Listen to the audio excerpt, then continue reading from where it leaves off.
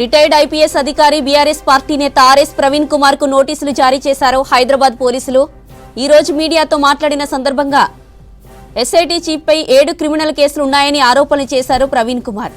ఆరోపణలకు సంబంధించి ఎలాంటి ఆధారాలు డీటెయిల్స్ వెల్లడించకపోవడంపై అభ్యంతరం వ్యక్తం చేశారు పోలీసులు. ఎస్ఐటీ చీఫ్ ప్రతిష్టను దిగజార్చేలా ప్రజలను తప్పుదోవ పట్టించేలా వ్యాఖ్యలు చేశారన్నారు పోలీసులు. విచారణలో ఉన్న కేసును ప్రభావితం చేసేలా వ్యాఖ్యలు చేసినట్లు నోటీసులో తెలిపారు.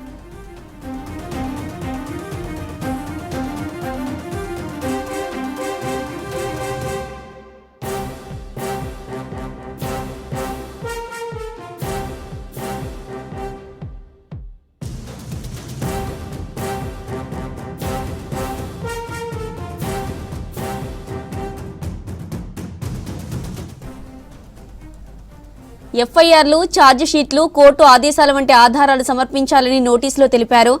2 రోజుల్లోగా సమాధానం ఇవ్వాలన్నారు. గడువులోగా స్పందించకపోతే క్రిమినల్, సివిల్ చర్యలు తప్పవని హెచ్చరించారు పోలీసులు.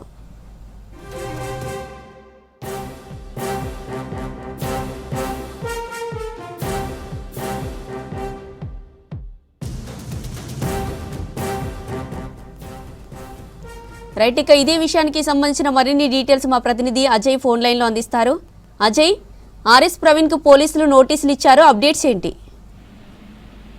హైదరాబాద్ సిటీ పోలీస్ కమిషనర్ ప్రస్తుతం ఫోన్ ట్యాపింగ్ కేసు సంబంధించి సిట్ కి చీఫ్ గా ఉన్నటువంటి సజ్జనార్ పైన 7 క్రిమినల్ కేసులు ఉన్నాయంటూ ఆరోపణలు చేశారు ఆర్ఎస్ ప్రవీణ్ కుమార్. ఈ రోజు ఒకవైపు కేటీఆర్ ఫోన్ ట్యాపింగ్ సంబంధించిన విచారణ కొనసాగుతున్న క్రమంలో మధ్యాహ్నం ఆర్ఎస్ ప్రవీణ్ కుమార్ మీడియాతో మాట్లాడుతూ ఇటు సిట్ సంబంధించిన చీఫ్ సజ్జనార్ పైన కొన్ని కీలకమైన వ్యాఖ్యలు, కీలకమైన ఆరోపణలు చేశారు. అతని పైన 7 క్రిమినల్ కేసులు ఉన్నాయి అంటూ ఏదైతే ఆరోపణలు చేశారో దాన్ని ఇటు హైదరాబాద్ పోలీసులు సీరియస్ గా తీసుకున్నారు. సజ్జనార్ సంబంధించి 7 క్రిమినల్ కేసుల ఆరోపణలకు సంబంధించి అసలు ఆర్ఎస్ ప్రవీణ్ కుమార్ వద్ద ఎలాంటి ఆధారాలు ఉన్నాయనేది పూర్తి స్థాయిలో కూడా అటు ఆధారాలు కావచ్చు, తను చేసిన ఎలిగేషన్స్ సంబంధించి అతని వద్ద ఉన్న డాక్యుమెంట్స్ ఏంటి, అతని వద్ద ఉన్న వివరణ ఏంటి ఇవ్వాలి అంటూ 2 రోజులు టైం ఇచ్చారు. 2 రోజుల్లో వివరణ, కేసులకు సంబంధించిన వివరణ ఇవ్వాలి అంటూ కూడా నోటీసులో పేర్కొన్నారు. మెయిన్ గా ఒకవైపు ఫోన్ ట్యాపింగ్ కేసు రాష్ట్ర వ్యాప్తంగా సంచలనంగా మారిన కేసు, దానికి సిట్ ఏర్పాటు చేశారు. ఆ సిట్ కి చీఫ్ గా సజ్జనార్ వివరిస్తున్నారు. సో